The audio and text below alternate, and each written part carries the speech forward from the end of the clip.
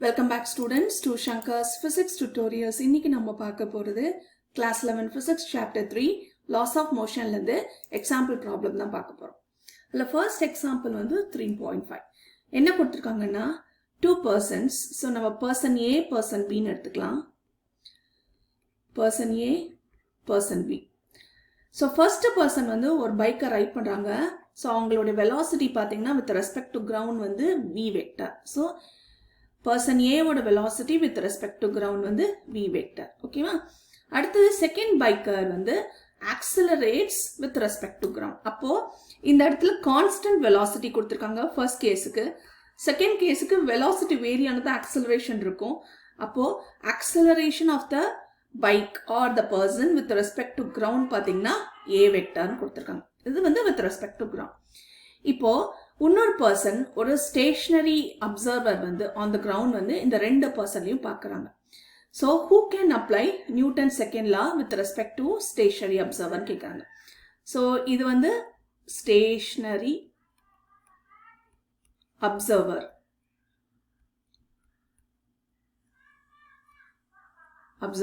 Okay sorry இப்போ he is at rest ன்னு அர்த்தம். சரியா? who can apply Newton's second law with respect to the stationary observer? அதான் question. இப்போ உங்களுக்கு தெரியும் Newton's second law is valid in என்ன frameல? முன்னாடி பார்த்தது is valid only in inertial frames. Inertial framesனா என்ன? non-accelerating frames. அப்போ இந்த இடத்துல எது inertial frame? So according to the stationary observer, person A velocity constant இருக்கிறதுனால இது inertial frame இருக்கும். whereas இங்க இருந்து person B பார்க்கும்போது accelerate ஆகிறதுனால இது non inertial frame. அப்ப எந்த இதுக்கு அப்ளை பண்ண முடியும்? So Newton's second law of motion is valid only for this inertial frame which is for the person A. Okay va? இதான் example 3.5. Simple.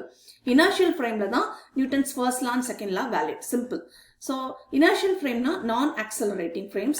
Accelerating frames எல்லாமே non-inertial ஆயிடும். Okay? So that's all. இப்போ அடுத்த question பார்க்கலாம். The position vector of a particle is given by, okay, position vector கொடுத்திருக்காங்க. திரும்ப எடுத்து எழுதிக்கலாம். 3t I cap plus 5t square j cap plus 7k cap. என்ன கேட்டிருக்காங்க? Find the direction in which the particle experiences net force. Net force கேட்டிருக்காங்க. Okay, net forceனா என்ன அர்த்தம்? இப்போ இது 3 dimensional கன்சிடர் பண்ணிட்டோம்னா fx, fy and fz இதோட மொத்த total force தான் net forceங்கிறது acting on the body. Okay, இப்போ பொசிஷன் வெக்டர் கொடுத்துட்டாங்க. நமக்கு முன்னாடியே தெரியும் ஃபோர்ஸ் கண்டுபிடிக்கணும்னா நமக்கு என்ன தேவை? we need to have acceleration. acceleration தெரியும்னா என்ன? velocity தெரியணும். அப்ப என்ன பண்ணலாம்? இதை differential equation வச்சு நம்ம differentiate பண்ணலாம். so first velocity vectorங்கிறது என்ன? first order derivative of the position vector. கரெக்டா? dr vector by dt. so d by dt of 3t இது எல்லாமே as a function of time கொடுத்திருக்காங்க. I cap plus 5t square j cap 7k cap. இந்த I cap, j cap, k cap லாம் unit vectors உங்களுக்கு தெரியும், direction கொடுக்கும். So with respect to t differentiate பண்ணா 3 I cap பண்ணா உங்களுக்கு 3 I cap வரும். அடுத்தது 5t square னா so 5 into 2 t power 2 minus 1. கரெக்டா? j cap plus உங்களுக்கு 7ல t factor இல்ல. அப்போ இதை நம்ம கான்ஸ்டன்ட் எடுத்துட்டோம்னா இது 0 ஆயிடும். ஓகேவா? இப்போ ஃபைனலாக என்ன வரும்? 3i cap plus 5 2s are 10 இல்லையா? and t power 2 minus 1 t. so 3i cap plus 10t j cap இதுதான் velocity vector. இப்போ இந்த இடத்துல பார்த்தீங்கன்னா இந்த velocity 3i இருக்கு. that means இந்த இடத்துல t absent இருக்கு. ஏன்னா t power 0வா இருக்கு, absent இருக்கு. அப்பனா என்ன அர்த்தம்? 3i capங்கிறது 3 constant இல்லையா? so அப்ப velocity vector or velocity vector along x direction. so vx constant. கரெக்டா? இப்ப z component absent இருக்கு. so vz absent. okay? so எந்த component along z directionல இருக்காது. அப்போ y directionல என்ன இருக்கும்? 10t கொடுத்திருக்காங்க. So only velocity வந்து change ஆகிறது along எந்த directionல y directionல தான். So along y direction vy வந்து change ஆயிட்டே இருக்கும். ஓகே, ஸோ அப்போ இந்த பேராமீட்டர் தான் ஆக்சலரேஷனுக்கு கான்ட்ரிபியூட் பண்ணும். கரெக்டா? ஓகே, ஸோ எரேஸ் பண்ணிக்கலாம். ஓகே, ஸோ வெலாசிட்டி பார்த்தாச்சு. அடுத்தது ஆக்சலரேஷன் கண்டுபிடிக்கணும். ஆக்சலரேஷன்ங்கிறது என்னது? Second order derivative of the position vector. கரெக்டா? அப்படின்னா என்ன அர்த்தம்? dv by dt பண்ணணும். So dv vector by dt. So d by dt of v எவ்வளவு? 3i cap plus 10t j cap. So இதை டிஃப்ரென்ஷியேட் பண்ணிங்கன்னா இது கான்ஸ்டன்ட். கான்ஸ்டன்ட்டை டிஃப்ரென்ஷியேட் பண்ணால் we will get 0. Okay, so 10t differentiate பண்ணால் உங்களுக்கு 10 j capனு வரும். ஸோ இந்த ஆக்சலரேஷன் பேராமீட்டர் எந்த டைரக்ஷனில் மட்டும் உங்களுக்கு அப்ளை ஆகும்னு பார்த்தீங்கன்னா அலாங் y டைரக்ஷன். ஸோ அப்போ ஆக்சலரேஷன் எந்த டைரக்ஷனில் ஆக்ட் ஆகும்? Along y direction. ஸோ ஃபோர்ஸுமே எந்த net force acting on the ஆப்ஜெக்ட்டுமே அலாங் y டைரக்ஷன் தான் ஆக்ட் ஆகும். ஸோ அவங்க direction of the direction in which the particle experiences force கேட்டிருக்காங்க, net force. So நம்ம எழுதலாம் net force acts along y direction. ஓகேவா? So y direction. ஏன்னா அந்த காம்பனன்ட் மட்டும் தான் இருக்கு.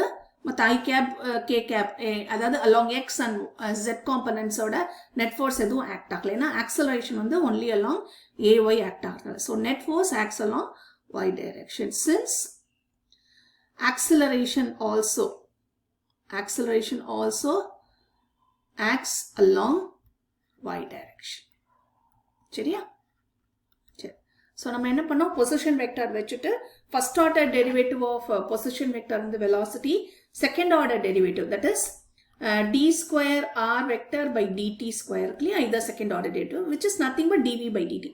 ஸோ டிஃப்ரென்ஷியேட் பண்ணும்போது அந்த டேர்மில் கான்ஸ்டண்ட்டாக இருந்தால் அந்த பேராமீட்டர், அதாவது இந்த பர்டிகுலர் ஈக்குவேஷனில் வேரியபிள் எதுவும் இல்லாமல் இருந்தால் அந்த பர்டிகுலர் காம்பனண்ட் அலாங் இந்த பர்டிகுலர் டைரக்ஷன் வந்து கான்ஸ்டன்ட் அர்த்தம். வேரியபிள் இன்வால்வ் ஆச்சுன்னா அது வேரியிங் பேராமீட்டராக இருக்கும்.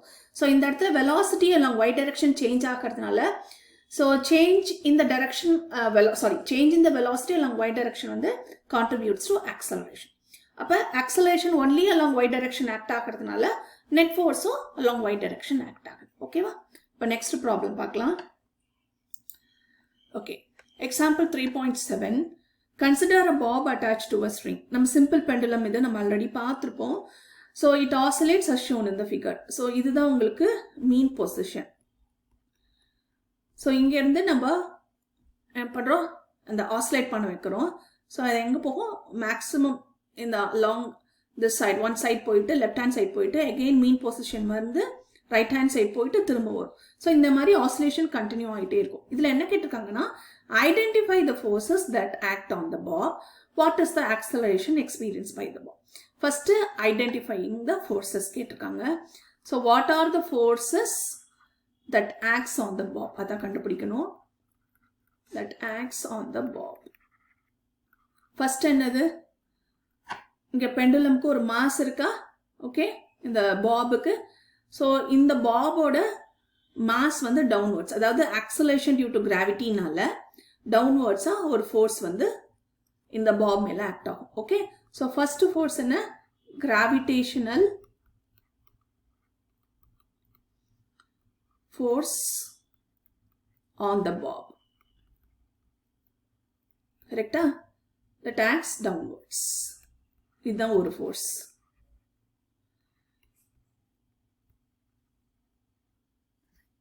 Okay, downwards. ஸோ அது எவ்வளோ இருக்கும்? ஸோ எஃப்ஜின்னு எடுத்துட்டோம்னா this is equal to MG. இன்னொரு ஃபோர்ஸ் என்ன? இந்த பாபை வந்து அலாங் த ஸ்ட்ரிங்கை வந்து டு திஸ் ஃபிக்ஸ்டு எண்டு நம்ம அட்டாச் பண்ணியிருக்கோம். அப்போ அந்த ஸ்ட்ரிங்குக்கு ஒரு ஃபோர்ஸ் என்ன பண்ணும்? இந்த பாபை அப்வர்ட்ஸாக புல் பண்ணும். ஸோ அதுதான் உங்களுக்கு டென்ஷன். ஸோ இன்னொரு force acting on the bob வந்து tension. So tension exerted by the string on the bob. Correct? And the direction of the force வந்து is along T இருக்கும். Okay, and the direction of T, the direction of the tension force is along the string. Correct? Okay. So first part நம்ம பார்த்தாச்சு. ரெண்டே force தான். ஒன்னு mg force, இன்னொன்னு tension force along the string. இப்போ என்ன கேக்குறாங்க, what is the acceleration experienced by the bob? அப்ப இந்த ரெஸ்ட்ல இல்லன்னு அர்த்தம். ஆக்சலரேஷன் இருக்குனாலே ரெஸ்ட்ல இல்ல, ஏன்னா ஆசிலேட் ஆகுதுங்கிறத முன்னாடியே பார்த்தாச்சு. இப்போ ஆசிலேஷன்ல எப்படி இருக்கும், மீன் பொசிஷன்ல இனிஷியலா ரெஸ்ட்ல இருக்கு, அண்ட் தென் நம்ம வந்து இந்த பாபை வந்து ஆசிலேட் பண்ண ஆரம்பிச்சோடனே இந்த extreme positions A and C போகும்பொழுது மொமெண்டரியா இந்த இடத்துல ரெஸ்ட்ல இருக்கும். மொமெண்டரி. ஓகே, ஸோ இந்த ரெண்டு இடத்துலையும் ரெஸ்ட்ல இருக்கும். அப்போ இதோட எனர்ஜி என்ன இருக்கும்னா பொட்டன்ஷியல் எனர்ஜியா தான் இருக்கும். Purely it is potential energy. அப்போ என்ன ஆகும், அகெயின் வந்து டுவர்ட்ஸ் த மீன் பொசிஷன் இங்கேருந்து வரும். சியில் இருந்ததுன்னா டுவர்ட்ஸ் த மீன் பொசிஷன் இந்த டைரக்ஷனில். So first left to right or right to லெஃப்டில் டுவர்ட்ஸ் த மீன் பொசிஷன் இது வந்து ஆசிலேட் ஆகிட்டே இருக்கு. அப்போ இந்த மாதிரி towards the mean position move ஆகும்பொழுது இனிஷியலாக பொட்டன்ஷியல் எனர்ஜி இருக்கு அட் த எக்ஸ்ட்ரீம் எண்ட்ஸில், and then towards the mean position போகும்போது வெலாசிட்டி இன்க்ரீஸ் ஆகுது. அப்போ இதோட பாத் பார்த்தீங்கன்னா ஒரு சர்க்குலர் ஆர்க் மாதிரி இருக்கு. அதுதான் நம்ம நெக்ஸ்ட் ஸ்லைடில் பார்க்க போகிறோம். ஸோ இதோட பாத் பார்த்தீங்கன்னா சர்க்குலர் பாத், ஒரு சர்க்குலர் ஆர்க் மாதிரி இருக்கு. Okay, it is like circular arc. சரி, இப்போ இதோட காம்பனன்ட்ஸை ரிசால்வ் பண்ணி என்னென்ன ஆக்சலரேஷன் இருக்கு, ஒரே ஆக்சலரேஷனா இல்லை ரெண்டு ஆக்சலரேஷன், அதை பார்க்க போறோம். ஸோ ஃபர்ஸ்ட் வந்து இந்த எக்ஸ்ட்ரீம் பொசிஷன்ல பார்க்கும்பொழுது இதுதான் டென்ஷன். ஓகே, எம்ஜி வந்து ஆக்டிங் வெர்டிகலி டவுன்வர்ட்ஸ். இப்போ என்ன பண்றோம், இந்த எம்ஜி காம்பனண்ட்டை ரிசால்வ் பண்றோம். So resolving mg. ஓகே, ரெண்டு along vertical and along horizontal direction பார்க்குறோம். ஸோ அப்போ இதை வந்து நம்ம ஒய் ஆக்சிஸ் நம்ம எடுத்துட்டோம்னா இந்த எம்ஜி அலாங் ஒய் ஆக்சிஸ் வந்து மேக் பண்ணக்கூடிய ஆங்கிள் வந்து தீட்டா. அப்போ என்ன ஆகும், இந்த எம்ஜி இந்த ஒய் ஆக்சிஸோட மேக் பண்ணக்கூடிய ஆங்கிள் வந்து எம்ஜி காஸ் தீட்டா. ஓகேவா? So mg cos theta along T. Okay, and then இப்போ ரெஸ்ட்ல இருக்கா, மொமெண்டரி ரெஸ்ட்ல இருக்குன்னு பார்த்தோமா, அப்போ T வந்து என்னவா இருக்கும், T is equal to mg cos theta வா இருக்கும். ஏன்னா இந்த இடத்துல மொமெண்டரி ரெஸ்ட்ல இருக்கிறதுனால acceleration at this point வந்து 0 வா இருக்கும். அப்போ T is equal to mg cos theta at ends A and C. கரெக்டா? Okay, and then towards B அது மூவ் ஆகும் பொழுது பார்த்தீங்கன்னா அதோட ஹரிசான்டல் காம்பனன்ட் வந்து mg sin தீட்டாவா இருக்கு. ஓகேவா? இப்போ இந்த மாதிரி டைரக்ஷன்ல வரும்போது மட்டுமே இது ஆக்சலரேஷன். இந்த இடத்துல மொமெண்டரிலி இட் இஸ் அட் ரெஸ்ட், அப்போ வந்து ஆக்சலரேஷன் 0ன்னு பார்த்துட்டோம். So towards the mean position move ஆகும் பொழுது அதுக்கு ஆக்சலரேஷன் எக்ஸ்பீரியன்ஸ் பண்ணும். அப்போ T பார்த்தீங்கன்னா கிரேட்டராக இருக்கும் when compared to T is equal to M. T வந்து ஃபர்ஸ்ட் mg cos தீட்டாவா இருக்குன்னு பார்த்தோம்ல, இப்போ இந்த டென்ஷன் வந்து கிரேட்டர் தென் mg cos தீட்டாவா இருக்கும். ஏன்னா it experiences acceleration. It experiences acceleration. ஏன்னா அது வந்து மோஷன்ல இருக்கு, ஏன்னா சேஞ்ச் இன் வெலாசிட்டி இன்வால்வ் பண்றதுனால. ஓகே, இப்போ இதோட நெட் ரிசல்டன்ட் ஃபோர்ஸ் என்ன, ஃபர்ஸ்ட் ஒரு டென்ஷன் பார்த்தோம் அண்ட் தென் எம்ஜி பார்த்தோம், அதோட காம்பனன்ட்ஸை ரிசால்வ் பண்ணிட்டோம். இது எம்ஜி காஸ் தீட்டா, இது எம்ஜி சைன் தீட்டா பார்த்தோம். இதோட நெட் ஃபோர்ஸ் பார்த்தீங்கன்னா it is along this direction. இதுதான் net resultant force or F net அப்படின்னு எடுத்துக்கலாம், ஆர் ரிசல்டன்ட் ஃபோர்ஸ் அப்படின்னும் எடுத்துக்கலாம். ஓகேவா? ஸோ இப்போ இந்த பாப் எந்த டைரக்ஷன் மூவ் ஆகுது, not along the resultant force. இது வந்து எப்படி ஆகுது, அலாங் த சர்க்குலர் ஆர்க். அப்போ இதுக்கு வழியா ஒரு ஆக்சலரேஷன் ஆக்ட் ஆகுது. ஏன் இந்த இடத்துல நெட் ஃபோர்ஸ் வழியா இது மூவ் ஆகல the bob. Okay, along the circular arc. அப்போ இதுக்கு ஒரு டான்ஜென்ட் வரைஞ்சோம்னா that gives the tangential acceleration. Okay, so resultant force வழியா மூவ் ஆகல இந்த பாப். சரி, இப்போ இந்த மீன் பொசிஷன்ல பார்க்கும் பொழுது மீன் பொசிஷனோட ரிசல்டன்ட் ஃபோர்ஸ் பார்த்தீங்கன்னா டுவர்ட்ஸ் த சென்டர் பாயிண்ட் ஆயிருக்கு. அப்போ இந்த இடத்துல ரிசல்டன்ட் ஃபோர்ஸ் இங்க இருந்தா அலாங் திஸ் டைரக்ஷன் என்னவா இருக்கும், உங்களுக்கு ஒரு சென்ட்ரிபீட்டல் ஆக்சலரேஷனை எக்ஸ்பீரியன்ஸ் பண்ணும். கரெக்டா? ஓகே, அப்போ along the path when it towards the mean position அதுக்கு டான்ஜென்ஷியல் ஆக்சலரேஷன் இருக்கும். அட் மீன் பொசிஷன்ல பார்த்தீங்கன்னா அட் மீன் பொசிஷன் அதோட நெட் ரிசல்டன்ட் பார்த்தீங்கன்னா along towards the center or directing towards a center point or along the string இருக்கும், exactly along the string இருக்கும் net resultant force. Okay, so F resultant வந்து F resultant is along the string. அப்ப இந்த இடத்துல என்ன along the string இருக்கும்போது it experiences centripetal acceleration. அப்போ ரெண்டு acceleration experience பண்ணுது. ஒன்னு tangential acceleration, இன்னொன்னு பாத்தீங்கன்னா this tangential acceleration, இன்னொன்னு acceleration வந்து centripetal acceleration. Hope இந்த வீடியோ உங்களுக்கு ஹெல்ப்ஃபுல்லா இருக்கும்னு நினைக்கிறேன். Thank you for watching this video. Keep supporting Shankar's Physics Tutorials.